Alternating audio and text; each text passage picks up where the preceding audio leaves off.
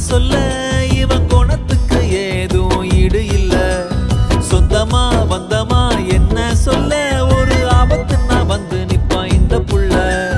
சத்தியமா நான் சொல்லுறேன்டா இவன் சத்தியமே தோத்து நிற்கும் நல்லவன்டா சுத்தத்திலும் சுத்த தங்கமடா இந்த நாத்தோர தங்கமா வைரமா என்ன சொல்ல